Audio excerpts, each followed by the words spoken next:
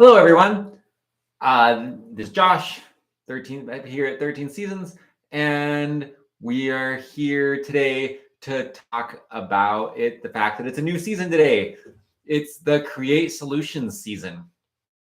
And so we're going to talk about this season, and we're going to make some connections to what it has to do with healing our family tree, which is a really, really profound and powerful concept.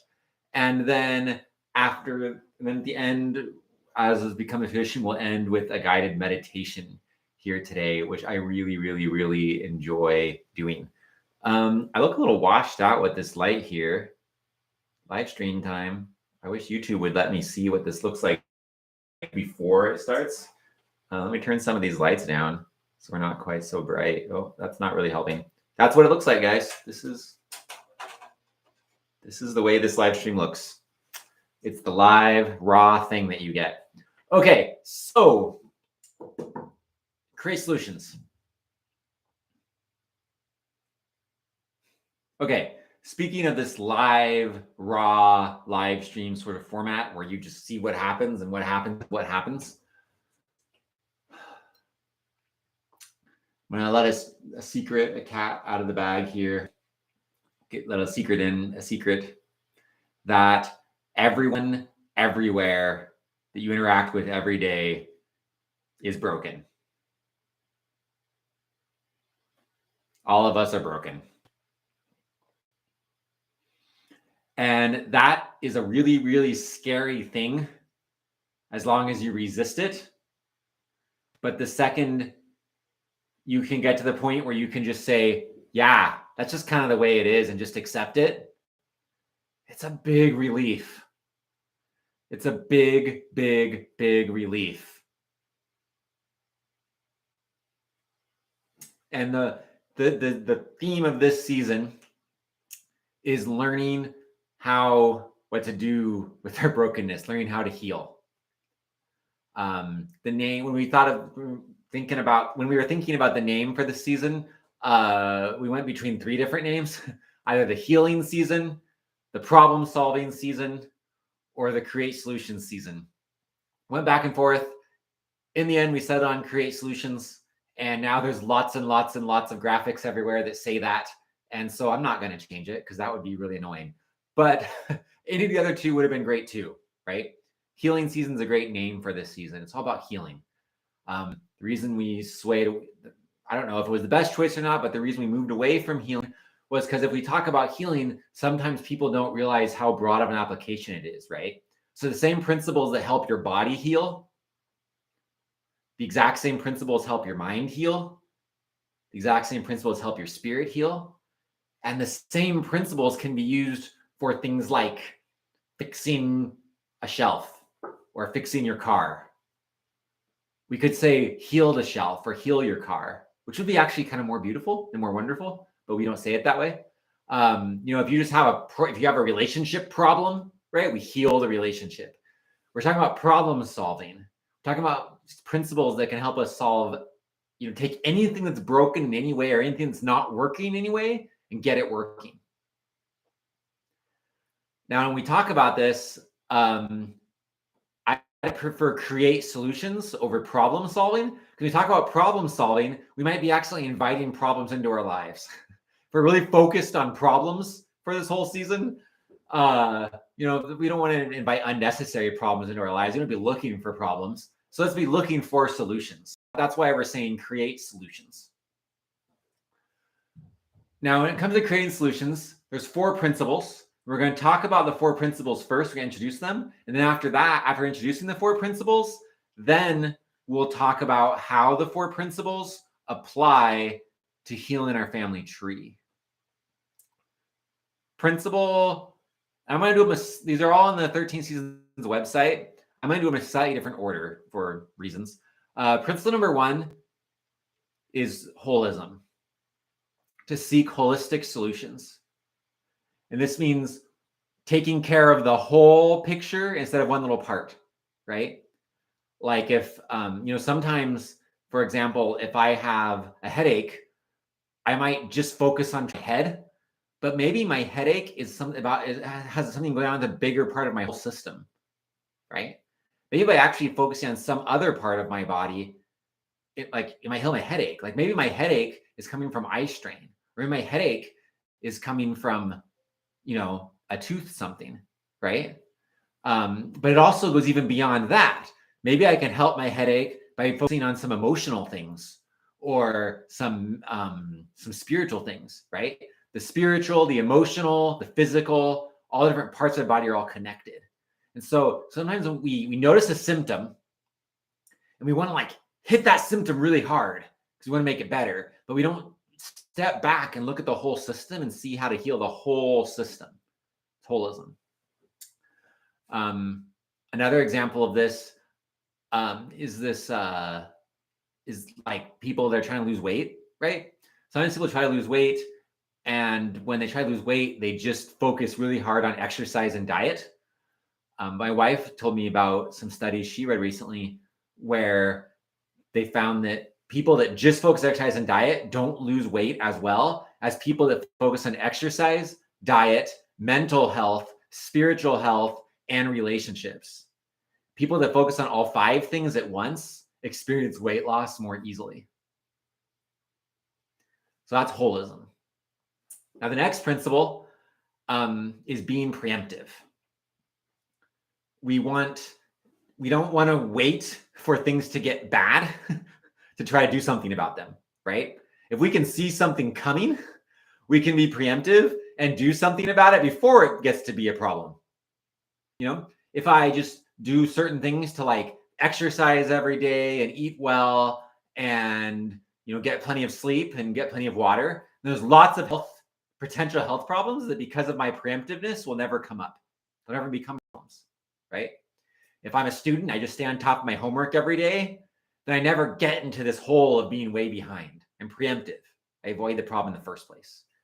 With my relationships, like my relationship with my wife, or maybe a relationship with a partner of some kind, relationship with a sibling or a friend, there's preemptive things you can do every day that keep relationship problems from coming up at all. So be preemptive. Let's not be, though, over preemptive. Let's not be perfectionists about it.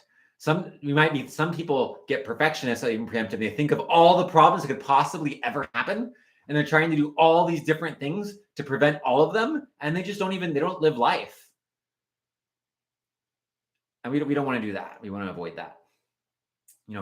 What can you do to live in the present today and enjoy life in the present today in a way that is also a gift to your future self? That's what being preemptive is. The next thing is teamwork. When we're solving problems, we don't want to do it by ourselves, just alone. It doesn't work very well. Let's be a team. Let's do teamwork. Let's work with other people to figure this stuff out, and not carry the burdens on our own shoulders. Let's communicate with people and say, "Hey, I want help with this." It's better to work with other people, and it requires unification and synergy. Unification meaning that we're on the same page and we have a common purpose we're trying to accomplish. Synergy meaning that synergy is like connected to harmony. Synergy means that we allow our differences to be. We welcome difference and use those differences to. Your strengths can compensate for my weakness, and my weakness and my strength can compensate for your weakness. And then if we're together, working together, we might not really have if we have enough people get together and put all their strengths together and compensate for their weaknesses, and everyone's vulnerable enough to let everyone else do that, it's as if the group doesn't have weaknesses almost, because everyone's strengths are taking care of everyone else's weaknesses, and we're all great, right? We experience atonement or at-one-ment when we do that. Next thing, last principle for this season is maintenance. And that means that when you figure out a solution, you keep at it long enough as long as the solution needs for things to keep going, right? So when it comes to synergy, when it comes to maintenance, you can think of it like a really good example is when a doctor gives you a pill they're supposed to take every day, and he says to take it for like so many days, says take it for 30 days or something, and you only take it for 4 days, you feel better and you stop. That's not good maintenance. And if you do that, you might get sick again. And the disease might mutate because of that and become a more powerful sickness that hurts you and others. And so it's really important to maintain the solution. You know, if one day you figure out something with your partner and you got to figure out a good solution, and then you don't keep maintaining that solution in your relationship, and then you get in the same problem again, that's not great. And you might notice that maintenance starts looking a lot like preemptiveness, right? Because as you maintain a solution, you preempt having the problem pop up again. And that's true. The maintenance and the preemptiveness are kind of like in a cycle, and the line between them is a little bit fuzzy. Now that's part of the nature of it, because maintaining one solution preempts, you know, having another problem come up. So they are connected. They're on each end of the problem solving or the solutioning process. You preempt first and you maintain last, but then they flow into each other. And that's just the way it works. That's on purpose. It's an eternal round, right? Okay. Thank you both Brendan and Brandon for your comments. I noticed that Brendan popped up with a thank you right when I said you're broken. I think maybe he found that really refreshing to just be open about that and that vulnerability. Really appreciate that, Brendan, and that really seeing that thank you early on in this live stream lifted my spirits and is helping me do this better now and serve you all better. And thank you, Brandon. Explanation of synergy was helpful to you. Please feel free to keep throwing comments down there. And thank you, Marshall, for your comment just now. And if any of you have questions, we're monitoring the comments. So if you have a question, throw that down there, and I'll probably see it. And if I don't, there's a secret person, the Wizard of Oz, hiding behind green screen behind me, and he can pop up. He can yell to me if I miss the question, and I'll make sure I get it. My man in the chair is back there because I'm Spider-Man and he's dead. Okay. So if you have a question, put it in the chat, and I promise you that I will answer. Okay, now we've talked about the 4 principles. Now let's talk about how these principles apply to our family tree. First of all, the unification of synergy, the teamwork part of it. Okay, if you think that you're having an experience in life and your ancestors have nothing to do with it, then you are deceived. You're living a lie. The emotions you experience every single day have everything to do with your ancestors. And there's no way that you can escape that. It's just the way it is. Our 13 Seasons acknowledges a spiritual viewpoint of life, which includes an afterlife. And first of all, just from a psychological perspective, when we grow up, the first 2 months of our lives has more to do with the way that we react to things emotionally than anything else. You can read about that in a great book by Dr. Bruce D. Perry. It's called What Happened to You. Fantastic. I highly recommend it. I'm just finishing it right now. He talks about this. Whatever happens, from a scientific, psychological perspective, any traumatic events that happen to you during the first 2 months of life are going to have a bigger impact on you, statistically speaking, than anything that happens after that. If you have an amazing first 2 months, you can have something really traumatic happen at 6 months, and it won't be nearly as devastating as what happens in the first 2 months. Pretty powerful stuff. And yes, I will put a link to that book. Thank you, Wendy. I will do that let me get that really, really quick. Okay. I'm getting a link to that book right now as I talk. So Bruce D. Perry teaches that, and that's he's a very scientific guy. He doesn't delve into the spiritual at all. So whatever your parents, did during your first 2 months of life, and to a lesser degree, the years after that, whatever your parents did is going to have a huge impact on the way you experience life every single day. So trying to pretend like your parents didn't have an impact on you is lying. And whatever their parents did to them has an impact on you because it trickles down the generations, right? And Bruce D. Perry in the book talks about how, to some degree, through epigenetics, it's sort of in our DNA, kind of. He talks about. He explains that in more detail in the science of that. And he's very particular about what we do and do not know about genetic memory. But to some degree, it's in your DNA. Your DNA is at least adapted to things that happened to your ancestors. So it's a big deal.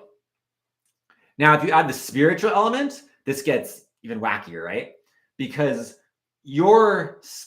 spiritually, we all have, like, if we could see each other spiritually, which if we have the eyes for that, and some people do, when you look at someone, if you had like fully open spiritual eyes, you wouldn't just see their physical body.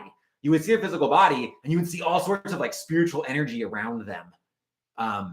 That's like affecting the way they feel and think. And you would see that the spiritual energy that's around everyone is entangled with the spiritual energy of their ancestors. One way to think of this is in terms of quantum entanglement, right? I'm a believer, growing up in my faith tradition, that spirit is matter that's more fine and pure. Well, what's matter that's more fine and pure? Matter that's more fine and pure are electrons, protons, photons, which photon is light particles, right? Photons really interesting. Light's a big deal. Photons, and we have quarks and atoms. We have these little particles, right? And these little particles make us up. I'm made of these little tiny particles. And as science has learned more and more about these particles, they found some wacky things. These particles act like energy and matter at the same time. They're both energy and matter. And if spirit, that sounds an awful lot like spirit to me, actually. Another thing about these little tiny particles is that these little tiny particles can become entangled with each other. So one electron can become entangled with another electron, and then could get separated by a mile or 100 miles or 3 light years. They can be as far away as we know. We have no idea, and they can be very, very far away. And then if one starts spinning in a different direction, the other will too. Once two particles are entangled, they will affect each other no matter how far away they get. They're like attached to each other somehow in some way that science can't explain yet. And that's what it's like with our ancestors. Our spiritual selves, the spiritual energy, is entangled with our ancestors' spiritual energy going back as far as you can. And so because we're entangled with them, when they die, anything that's unresolved in their lives is still stuck in our energy field, in our spiritual selves, right? And even with our family that's still alive, their stuff is entangled in energy fields. My wife has had many experiences recently where she has told me that she's like feeling some interesting feelings that she can't quite identify. And she'll talk with her mom and discover that her mom has been feeling the same feelings for the exact period of time. And neither of them can figure out where it's coming. Neither of them are like, and both of them are like, where's this coming from? But they're both feeling it, right? Their feelings, their spirits are entangled. And so they both feel the feelings at the same time. And those feelings, for all they know, in some of these times, might actually not be either of their feelings. They might be like another ancestor's feelings farther back that they're entangled into. And so you might think, I'm my own person. I'm an individual. I'm independent. But you're not. You're entangled with your family, whether you like it or not. And that's just the way it is. And so if you want to work through your own stuff and figure out what's going on with you on a day-to-day basis, until you acknowledge that entanglement with your ancestors, there's going to be aspects of it you can never overcome. But once you acknowledge that and you go, hey, I'm entangled with my ancestors, I'm part of a unification and synergy in my family tree, it's a teamwork thing, then you can start working with your ancestors' spirit or energetic selves. You can start working together to figure this stuff out. And you can start helping them work through the stuff that they maybe didn't finish in their lives, and they'll help you work through your stuff. And then as you do that, you will it'll be awesome. You'll experience healing. There'll be barriers like emotional things or traumatic things or like behavior things that you never ever knew what to do with that you'll suddenly start making headway with. And it'll be awesome. And your ancestors are going to be so grateful. And your siblings and like kids and cousins and things might start noticing differences in their lives because you're doing this. Wendy said an important point. She said, technically, are we not entangled with each other? And I'm really glad you brought that up because that's true. Where everyone on Earth is entangled with each other. And recently, I've been having some interesting experiences with the moon and the stars, where I've like had the spiritual experience of the moon, where I felt the moon, like the energy of the moon or the spirit of the moon looking on the Earth down at all of us and seeing us as children that the moon looks down upon, and like feeling the moon and like the moon's energy, affects the tides and also affects people, right? There's some interesting research on how during full moons, people need less sleep to be healthy. And during new moons, people need more sleep to be healthy. There's could be lots of reasons for that. It's very interesting. But the moon's energy affects us, right? I've also had some interesting because I've looked at the stars and I could feel the stars like talking to each other and telling each other how much they love each other. Like the stars, like saying, I look up at the night sky and this one star is like, I love you. The other star, and the other star's like, I love you back. And they're like saying that to each other. And it's beautiful.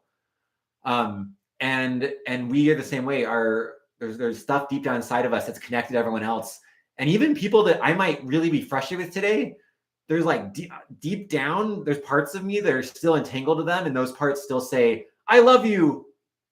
Like the deeper parts of me still say that to everyone else, even if like some of the outer parts are frustrated.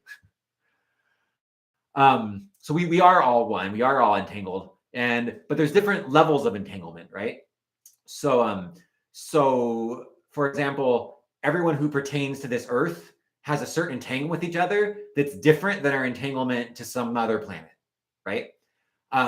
And people that we have a stronger relationship with, people that spend more time with or have like a stronger emotional bond with, creates a stronger entanglement. And family, just like family connection, because because of that connection of DNA and that connection of flesh, or the connection of relationship, even adopted families, that creates a stronger relationship than you have with someone that you walk by on the street. But even the person you walk by on the street, you are entangled with. And I have had experiences of like entering a room with a stranger and just like feeling their emotion.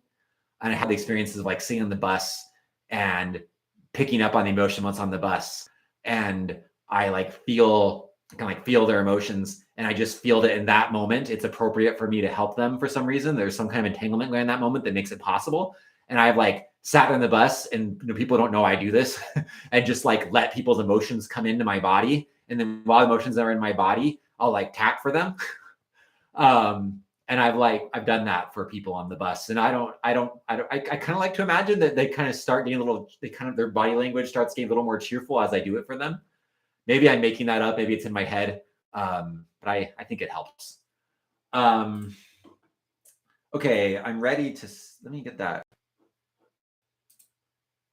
Oh, sorry. I'm trying to get that book for you guys, and the internet where I'm at is very slow. I'm actually really happy this live stream is even like working. I was super worried that the live stream would fail because of the internet quality where I'm at. But so far it's working, so that's good. Oh, it suddenly got faster. Good job, internet. Maybe one of you is entangled with my internet and did a little prayer-like thing through your entanglement that helped my internet. And I appreciate that, whoever that was. Okay. Cool. I'm posting a link below. And this is an associate link. So if you buy the book, if you went to purchase that book and you buy it through that link, it does help support 13 seasons, but it doesn't actually cost any more to you than it would to buy it otherwise. Okay. So, entangle with our ancestors. This is part of the teamwork part, right? The unification and synergy thing. Now, what do we do about the stuff with our ancestors? Like, what do we do about it? Well, if we talk about whatever solution we're going to do with our ancestors, we want it to be holistic. We want to hit on all the parts. Now, as I go through my life and have experiences, some of the experiences I have, my ancestors might actually be nudging me towards that experience. So, for example, my ancestors might be using their influence to keep directing certain people into my life that really annoy me. And it might be because that ancestor really needs to work through being annoyed with a certain kind of person. And so they keep pushing people in my life that are going to push that button so that with me, they can learn to overcome that kind of annoyance. And then by doing so, they heal and I heal. And that's a holistic thing, right? And so, if something keeps coming up in your life over and over again, you might wonder if maybe it's something that it's designed to help one of your ancestors. And you might ask yourself, okay, which of my, one of my ancestors might need this. Instead of just trying to get those people to go away or something, instead of just trying to get this problem to go away because it makes me uncomfortable, what's the root of what's going on here and how can I holistically take care of it so we can resolve this for me and my ancestors so it doesn't need to keep coming up over and over again. And then you get deep down, you look at the different elements of it. There's one way to look at it. Rex Ryan, who writes the Gold and Copper books, which are really good books, he talks about 6 areas, which I really like his areas: physical, spiritual, energetic. And spiritual and energetic, some people lump those together. When he talks about spiritual and energetic, what he means by spiritual, he's talking about like our relationship with God. And by energetic, he's talking about things like chakras and meridian lines, and auras and things like that, right? So some people put those together, but he separates them. So you have the physical, like your body, your relationship with God, spiritual, your energetic, like chakras and things like that, dantians, things like that. And then you have your mental, right? Your emotional, so your thoughts and your emotions.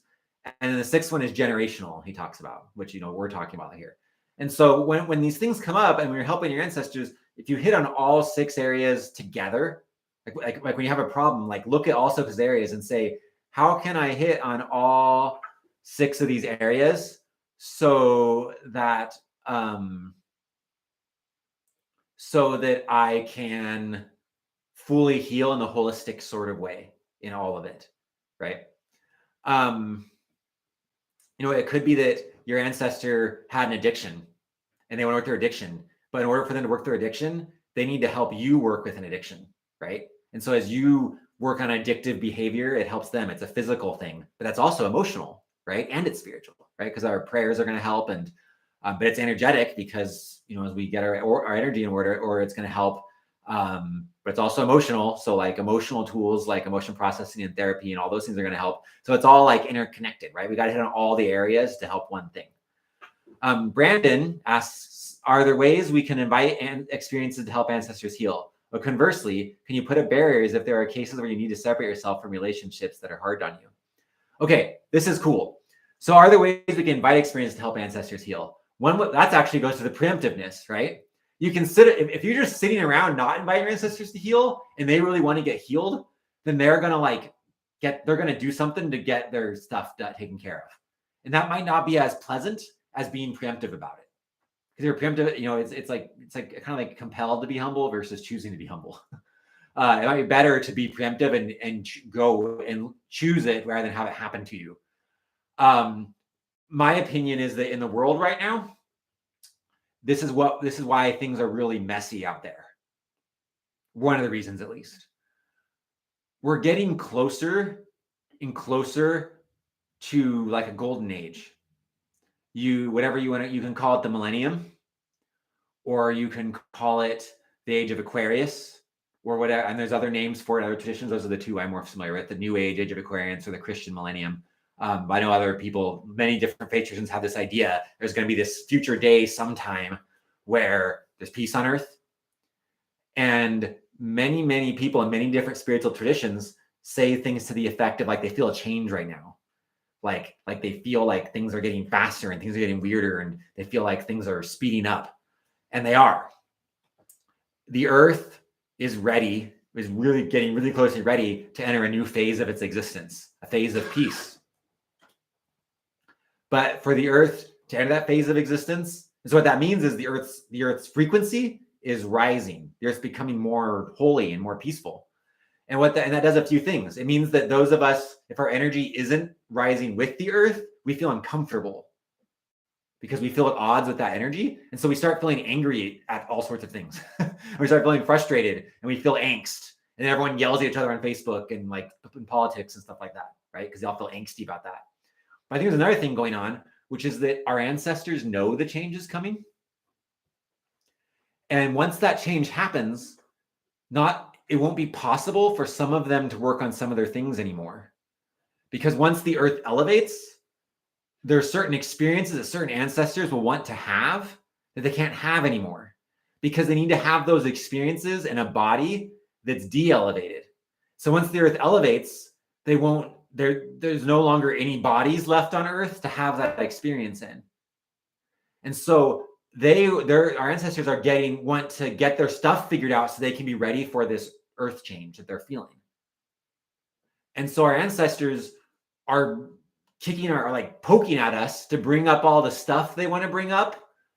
And a lot of people are feeling that. And a lot of people are angsty about it because all those frustrated feelings are coming up that want to get resolved. And so, and when that's happening with everyone on the planet at once, it makes the planet a really like yelly kind of place. And I think in the last 3 years, a lot of us can feel that more than we could before. Another thing, but how do we be preemptive, right? What are some things we can do to invite this? I'll throw some ideas your way. One is just learn about our ancestors. The more you learn about them, the more it increases the entanglement. And when the entanglement's increased, you can help their stuff more. So doing things like just learning their stories, learning about the time period they lived in to try to guess about their lives, even just connecting to heirlooms and things. Like your ancestors' energy is entangled with things that were important to them. So like if you visit like an old family home or like look at old family pictures or like an heirloom you inherited or something, do those kinds of things or like, especially if it's something they made, right? I have a little table that my grandpa made, and I feel a special connection with it. And so that those connections, and I like to pray at that table. It's a table I especially like to pray at, because there's a connection there. And so if you have this entanglement going on, if you can strengthen the entanglement, it'll help you do things for your ancestors. Another thing you can do is make time, maybe every day or every week or 3 times a week, set times aside when you sit down with some paper and ask for your ancestors' stuff to come up. So just in a prayer, just a little thing you say in your heart, send a piece of paper and say, I want to work through my ancestors' stuff. What is it? And then my experience has been that whenever I do that, feelings just rise up. I feel them come up from like my belly and just rise up into me. And these feelings, it happens every time. like every time I ask my ancestors' feelings to come up, it just happens. It's never not happened. It's that important. So ask your ancestors' feelings to just come up and then get a piece of paper and just start writing their feelings down. Sometimes when I do this, I actually have experiences kind of in my head. So I don't even know who the ancestors are. I don't know how long ago they lived, but like memories will come to the head. And sometimes I can sense the time period. Like sometimes I'll start writing, I'll have this sense of like, oh, this is like in the 1920s. But sometimes I don't even know the time period. Sometimes I'm like, this person got really hurt by their parents. I don't know when that happened. But so it doesn't really matter though, right? But the sense of some sense of the feelings come up, and you might have a sense of like a traumatic event that happened, and you might be able to write out like the event. Sometimes you don't know what happened. You just get a sense of the feeling. You just get a sense of like an intense sadness or forlornness or whatever, or it's intense like anger or unforgiveness or something. The more words you know for emotions, it can help. If you can increase your emotional vocabulary, it can help you do this better, actually. I highly recommend Brene Brown's book, Atlas of the Heart. which is just an encyclopedia of words that describe emotions. Reading through that book can be a great book to give you more words to describe your emotions. And if you have more words to describe them, then you can actually feel them better because you have a word for them. Whatever we can describe better, we can engage with better, right? Links. Now, Wendy wants another link. All right, here comes Wendy's Brown's books. So that can help. Wendy, who asked for this link, also I know she is really into the Emotion Code, which is another great book that you could read that could help with this stuff. And that book also does have definitions of different emotions in it, and so that can be really helpful. So I'm throwing Atlas of the Heart down here in the link. There you go. It is a win-win. So that can really help if you write down your ancestors' emotions. Just write them out, because just getting them out is really powerful, right? Like they just need to be expressed. Most of the time, we just express our emotions, we can move on. So after you write them out, destroy the paper. Either burn it or rip it up. Get rid of it. Wash your hands, because you were writing with your hand. So wash your hands just to say to yourself, I'm getting every bit of this gone. And then do something to invite light into your life. So after you destroy the thing that, when you destroy the paper, you let go, you process the emotions, you get them out, destroy it, move on. And after doing that, it's important to invite something new for you and your ancestor to experience. And so that can be done by, after you do it, doing whatever invites light into your life. So, that could be a great time to just spend some time in the sun, or drink good water, or read sacred texts, or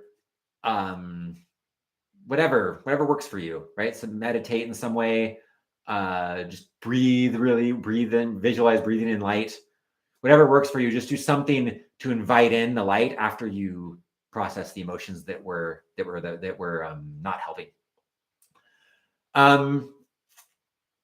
Another thing you can do is tapping. So there's a lot of points in our bodies we can tap that help emotions to process. There's so many of them that I don't want to necessarily go over all of them right now. I am working on a video right now that I'm going to put on Patreon that goes over a bunch of points you can tap. For now, I'll just go over one though. It's just right here.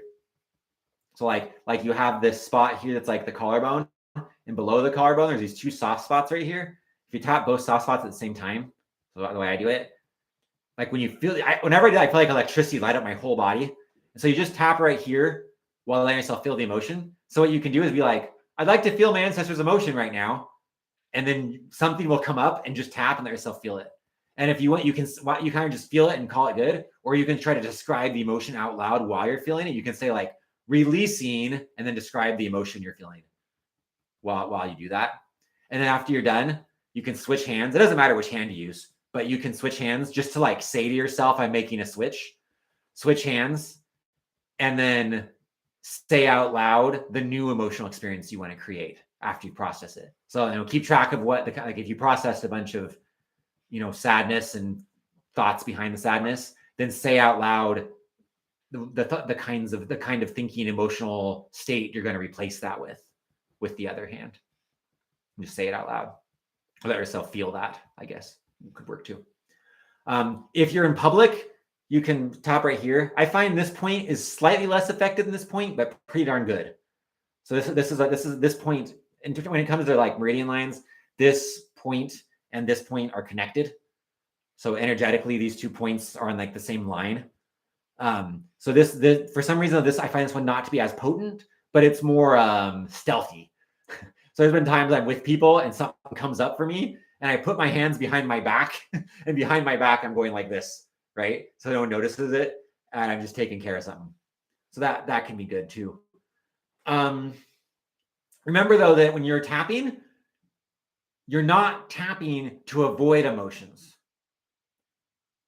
If you tap with the attitude of, I want to make the emotion go away, or I want to fight it, something will happen, but it won't be what helps you. You're tapping to fully accept the emotion, not resist it, and let it fully play through. It's like a candle you're burning out. So I've had times where I'm like, oh, I don't want to feel this emotion. My ancestor feels angry. I don't want to feel it. Go away, anger. Go away, anger. And when you do that, it doesn't work. Instead, it's, I'm feeling angry. I kind of like being angry right now. Ugh, and just kind of lean into it. And let yourself either accept, you can use the word enjoy, maybe accept is a better word, but fully accept and fully experience the feeling. Because there's nothing wrong with being angry. The trick is when your anger leads you to hurt someone. But if you're just tapping it out, you're not hurting anyone. I mean, unless you tap so hard you give yourself bruises or something. You're not hurting anyone. So it's okay and it's good and it's encouraged to fully feel the emotion. Just don't hurt anyone with it. And tapping doesn't hurt people. So fully let it all out. You can combine these two techniques and tap with one hand while you write with the other, if you want to be like extra intense about it. Now, this is just the beginning. There's so many more things you can do. Wendy's been helping me have lots of really good experiences with the emotion code that also can do with this. If you want to look into the emotion code, that can be really good. You could even, I don't know how much Wendy wants to make her services public, but Wendy's really good at using the emotion code to help people. But so I don't know, you could write in the chat if you want, if you could ask her to help you, I guess. But so you could, or you just get the book and learn to use the techniques in the book with yourself. And that can be really, really good. There's lots of techniques out there, right? To process your ancestors' emotions. Just exercise can help. I exercise every day and it does a lot. And when I exercise sometimes before I especially aerobic exercise, Wendy says, especially if they're here. So Wendy will help people that are here. So if you want help over, Wendy can help do emotion code help with you, even over webcam. So if you like to learn about the emotion code and have her help you do emotion code healing, it's really powerful stuff. That's doing a lot for me right now. So so you could connect with her somehow. I guess. Yeah. So there we go. Okay, so next thing, other things that can help to be preemptive with the emotions. Exercise. So what I do is I exercise every day. And when I do aerobic exercise, sometimes, not every time, but sometimes before I start aerobic exercise, I'll say, ancestors, please bring up your stuff while I do aerobic exercise. And then while I'm exercising, I feel my ancestors' feelings come up and start flowing through my body.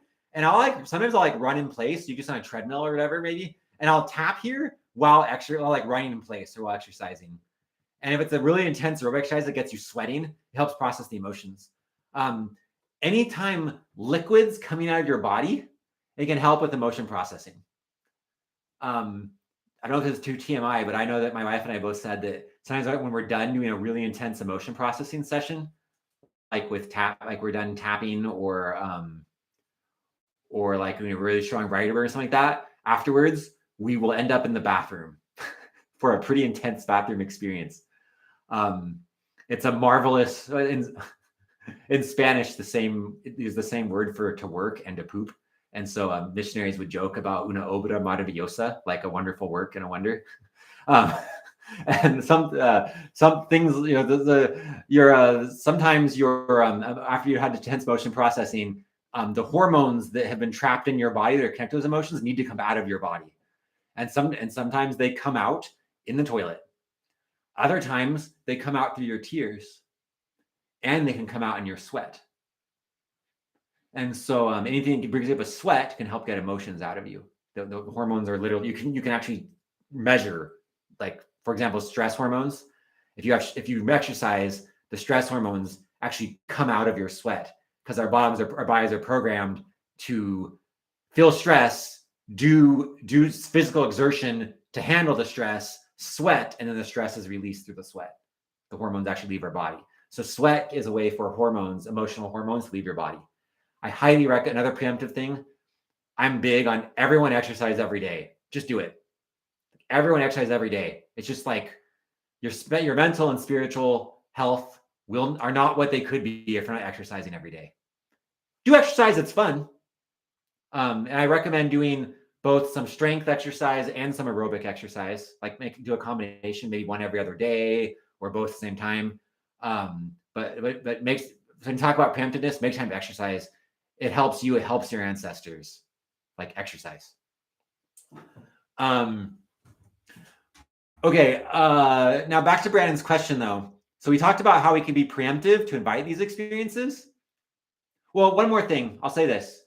Wendy's services are available, mine are as well.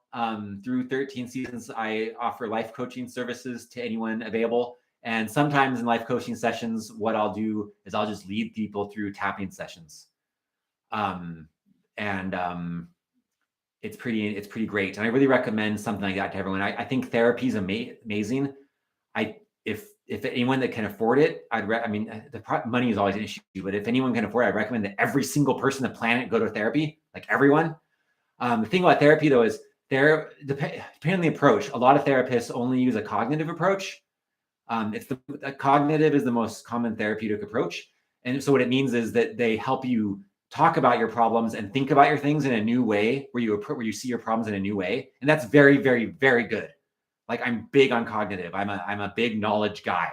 I'm all about helping people see things from a new point of view. Some therapists now are starting to do other approaches. For example, tapping is now being accepted by the therapeutic world. There's research being done on how it helps people. And some therapists embrace tapping. They'll usually call it heart-centered tapping, or they'll call it emotional freedom technique. Some therapists also use techniques like they'll do things like eye movement techniques, where you track the eye to trick your body into thinking you're in REM sleep, because REM sleep is when our dreams process our emotions. So like you feel the emotion while tracking your eye, and you just go like this. That's actually a really good technique. You can do that yourself if you want. Just feel your emotion while tracking your eyes back and forth. And just do it for a while, and it'll actually process the emotion really powerfully. You can also go like this. Close your eyes and go like this. And if you do this, it actually, if you hit your opposite sides, it actually forces your eye. It's a reflex. Your eyes will go back and forth to just feel the emotion while you do that. So some therapists use techniques like that. And I love that, because whether they would say it this way or not, they're using spiritual and energetic techniques to help people with their emotions. They're not just using cognitive techniques. But if you have a therapist that only uses cognitive techniques, then I recommend supplementing that therapy with some kind of someone who can do some kind of emotional or energetic. I'm not of course emotional, but like energetic something. Someone that does Reiki or tapping or energy work or emotion code. Like bring that in. And Wendy here has made her service available through. I also do life as part of life coaching service I offer. I also lead people through those kinds of experiences. And I feel very able and capable, but just do whoever you're comfortable. Go to whoever you're comfortable with. Okay. So, but what do we do if there's barriers, right? So it's very easy to put up barriers against certain things, right? Like maybe there's certain people that are really hard, and we put up a barrier or boundary in our life because we don't want to be around them, because it's just too triggering to be around them. That can be very good and very part of our healing, actually. Sometimes we need to be separate from certain people and go somewhere else and heal before we try to make that relationship work. That's very appropriate. In emotion code, they also talk about these like heart barriers that you create. They're like levels of barriers over your heart, where you have to release a certain amount of emotions before you can get to a heart barrier, and then release that, something really big and super important, before you can get to more layers under there, right? And so sometimes there's something, but those barriers were put there to protect you. The reason you have those barriers in your heart is because you or an ancestor had a painful experience, and you put up a barrier so to protect yourself from the pain. You have like an emotional immune system that protects you. And you can say thank you to those barriers. You can say, barriers, thank you for protecting me.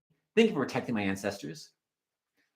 But if we're going to be at one with everyone on earth and experience the fullness of atonement, then we got to someday, in our process of becoming a millennium, we all got to learn how to let go of those barriers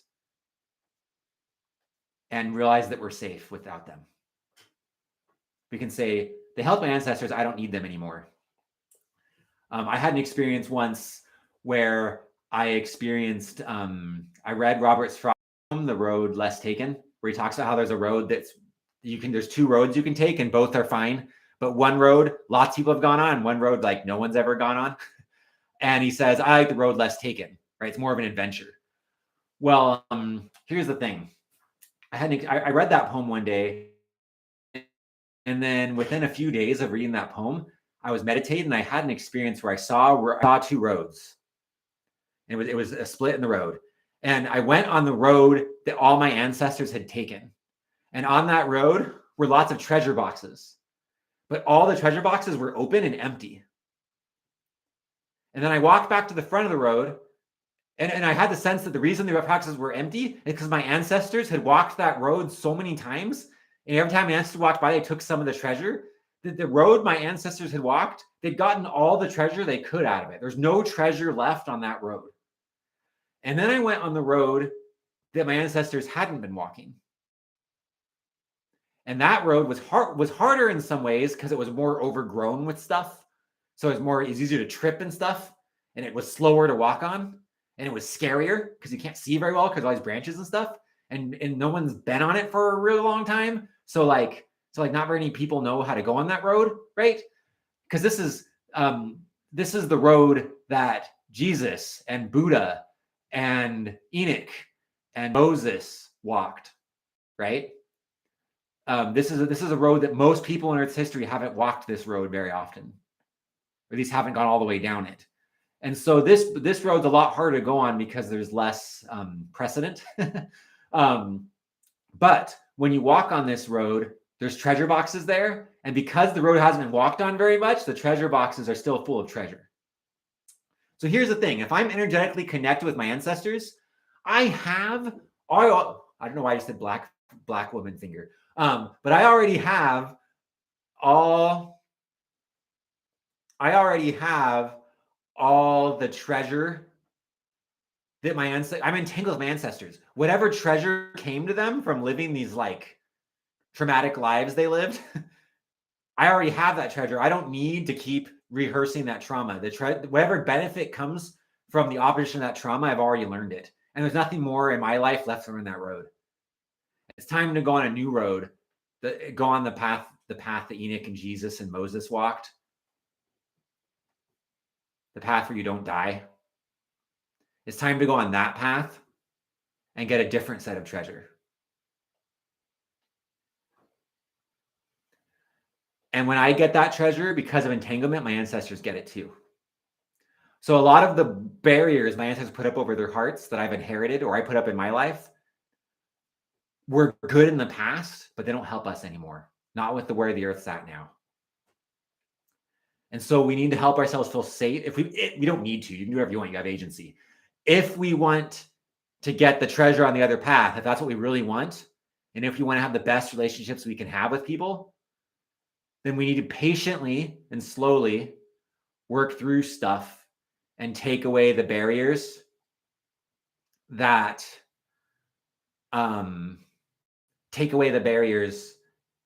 we put up that don't help us anymore. They don't help our ancestors or us anymore. We don't need them anymore. Now you got to do that patiently. If you do it too fast, it's unsustainable.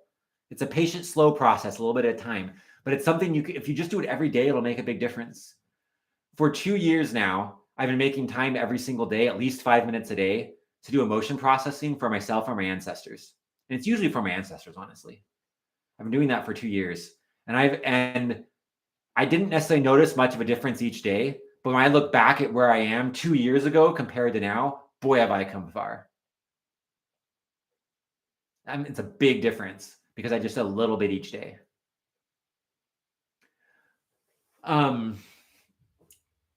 So yeah, we might need to separate. We might need to put up certain barriers or boundaries and separate ourselves from certain ancestors or certain other relationships for a time, because we might need to separate ourselves from that to heal in other ways before we're ready to face it. Like maybe there's one ancestor where you're not ready to help them yet, and you need to go heal in these ways to get ready, and then you're like powerful and you're ready to go help them. That's a thing, and that has to do with yearnity, right? Which ancestor does it fulfill my yearnity to help today compared to tomorrow? It's a different one, right? So figure out what's best for you today and be honest about that. But you'll be led. Your intuition, revelation, the spirit, whatever you want to call it, will lead you through that, and you'll figure it out. You'll be okay. Brandon, I want you to tell me in the text, have I answered your question sufficiently And if not, is there like another aspect to your question you still answered?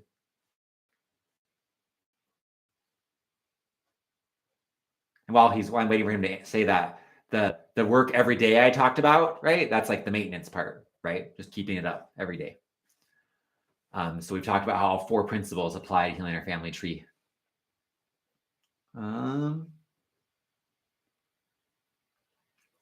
Waiting to see if Brandon wants any more questions answered.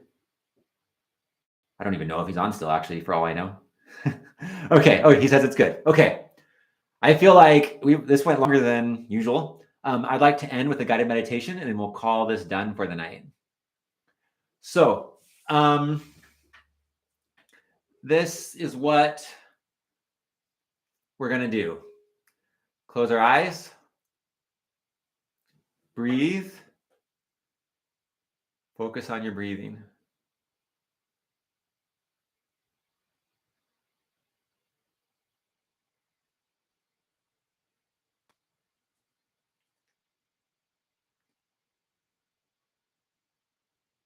I want you to let each breath be the entire universe. Nothing exists but that breath.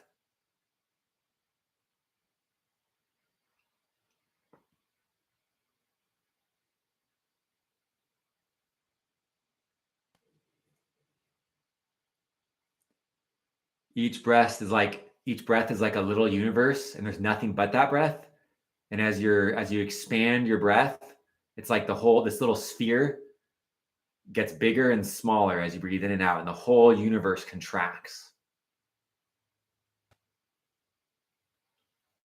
And you discover that in this little universe you've made, all your ancestors are here in this universe with you.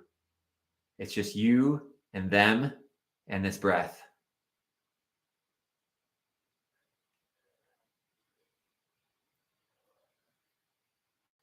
You notice that one of your ancestors steps forward. This ancestor is ready to get help today. This ancestor is ready to get help right now. We're going to start with preemptiveness.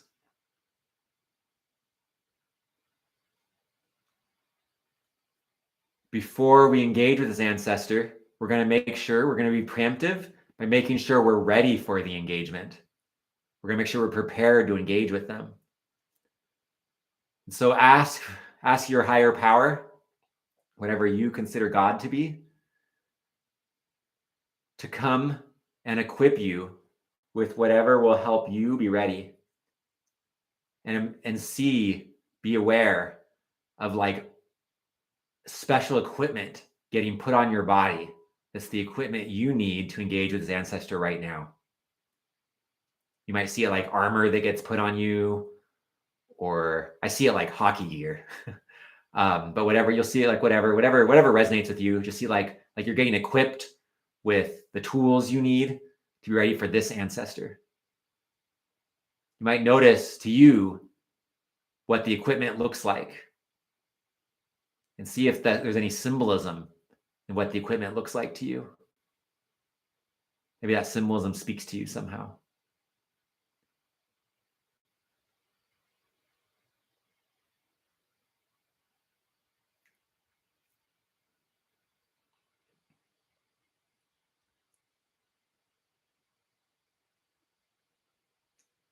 Okay, now that we're equipped, we're going to be holistic, and we're going to look at this ancestor and imagine like a scanner goes all around them in 3D space and is scanning every single part of them to make sure that we fully understand what's going to help this ancestor in a holistic way.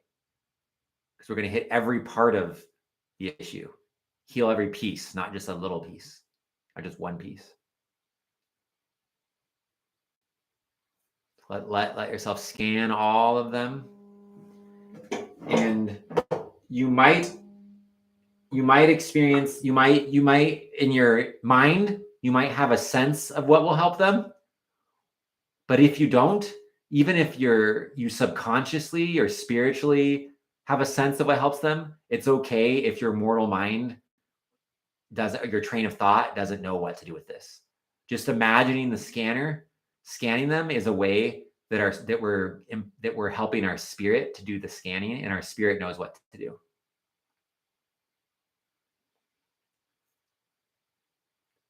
Now, you may notice that I want you to become aware now of a part of this ancestor's body. Like if you see them as like a body, like a person, a part of their body it will light up for you, or you'll have it, or your attention will be drawn to a certain part of their body.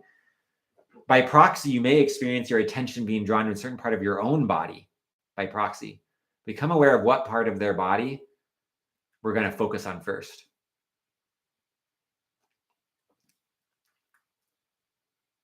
I'm experiencing it in my ancestor's belly, and I'm experiencing like a beam of light that connects my belly to their belly. It's like an umbilical cord that connects us together. You'll experience whatever you experience. That's just what I'm experiencing. Now we're going to use unification and synergy. We're going to use the teamwork part. And so just call out in your mind for the other ancestors who have what will help this ancestor to show up as angels now. Ask your higher power to show up and help too. You can ask the very earth to show up and help. Ask whoever wants to show up to help with this. No need to do this on your own. And since we're all doing this meditation at once, we can use our intention to decide right now that we're all going to help each other with each other's ancestors. Like we're all connected with a ring of light across space and time. Even people that watch this recording later, we're connecting across time to them, because quantum things or spiritual things aren't affected by time. Like electrons aren't affected by time the way that like fire trucks are. Okay, so we're all connected here.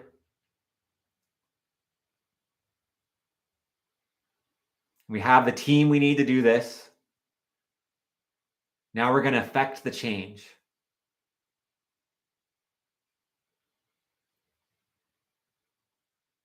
Imagine a beam of light going into your head or going into your forehead, like into your crown.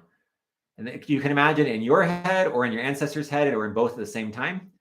And a beam of light comes into your crown and it goes down into your brain, down past your throat. It keeps coming down to your heart. Let the beam go down to your belly and then down to your, like down to like your butt, down to like where you sit. This is like a laser that goes straight through you. And it's all use our attention to help each other. Some of us might have blockages along the way, but if we combine our energy with unification and synergy, then we can stand in for each other's blockages, so all of us can have the laser. I noticed I experienced a blockage when I tried doing this at first. There was a blockage in my throat, but it helped me, and the laser was able to go through my throat. So thank you all. So you have a laser that's connecting all of this together, and then let the laser's energy. If the laser intersects the part of your ancestor's body that you felt could use help, let the laser just give light to that and help it. If the laser doesn't intersect that part of your body, let another laser branch off from the laser into the part of their body that can use the help. And just direct the laser, just like a laser like shoots cancer cells, direct the laser at the part of your ancestor that could use help. Until that whole part becomes full of light and the light spreads out to your whole ancestor's body. Now we're going to tap on the sternum to work through to let all the change pass through your ancestor and process any feelings that need to be processed right now. Feelings that want to be processed, feelings that it would be helpful to be processed. Try to avoid the word need with this stuff, sometimes, but it slips on the vocabulary so easily.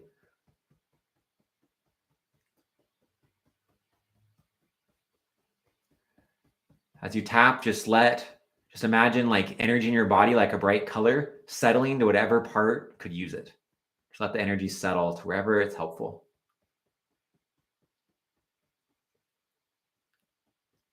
Okay. Now become aware of a musical instrument.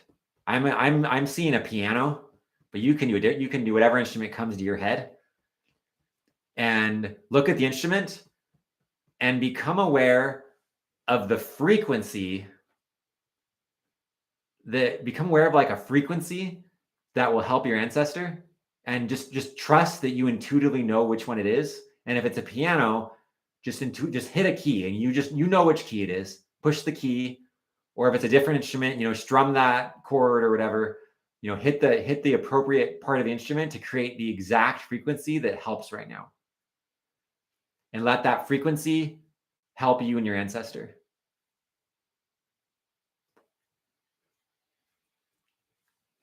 Notice how the frequency just enlivens them and helps them feel so full of light. Light is frequency.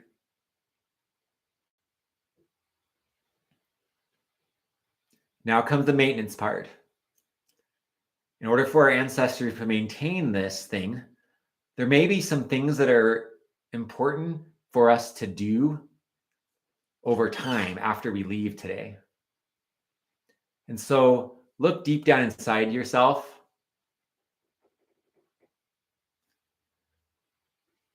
And ask your deepest part of yourself, what do I need to do to maintain this? And see what thought comes to you or visual.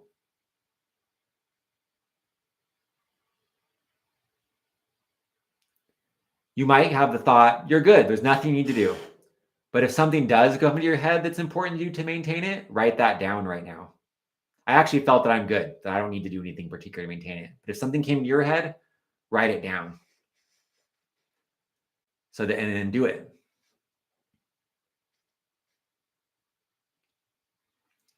Okay, we're going to seal this all up with our higher power. So whoever your higher power is, see them before you now. See their hands on your head where the beam of light came in originally. Let them bless you and your whole family tree.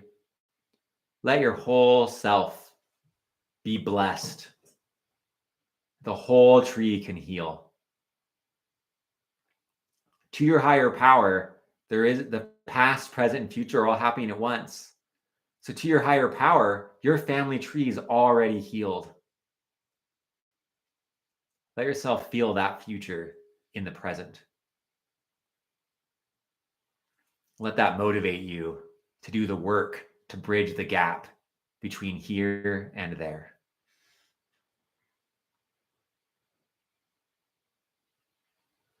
Okay. We're going to return to awareness in a moment. When you return to awareness, though, I want you to do something. As you don't open your eyes yet, but when you do, I want you to take the state you feel inside yourself now and merge it with the state with which you normally experience the physical world. Let those two states become one as you slowly open your eyes.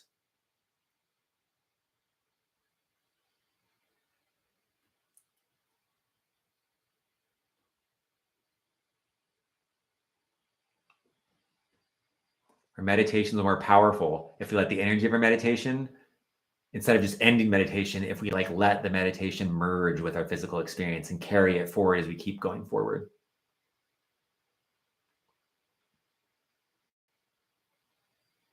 And then our physical senses and our spiritual senses can start becoming one, and we merge into one thing that's like a soul sense altogether.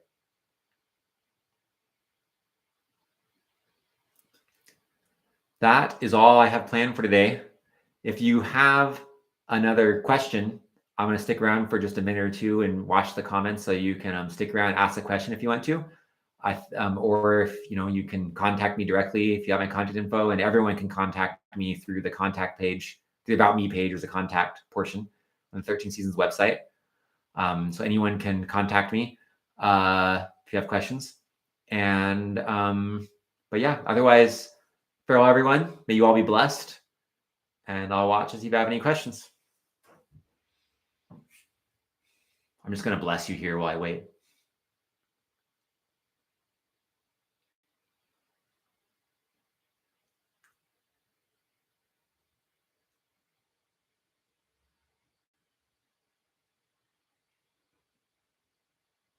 You're welcome, Wendy.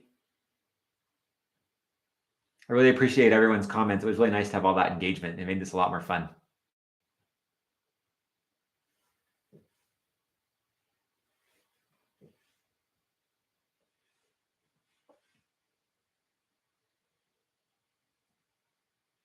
You're welcome, Brandon.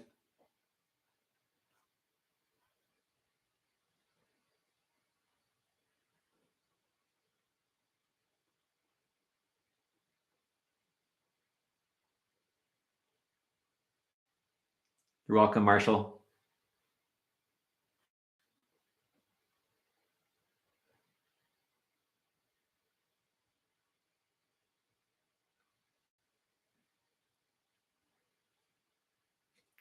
I feel like everyone's sticking around still and they want to hear the answer. I don't think anyone has any questions. It's okay to leave if you want to. All right. I'll see you all. Be blessed. Have a very, it's the beginning of the Create Solutions season. Have a blessed time creating solutions this season. Our ability to heal in every way is stronger for the next 28 days than it is the rest of the year. So really take advantage of that and enjoy it.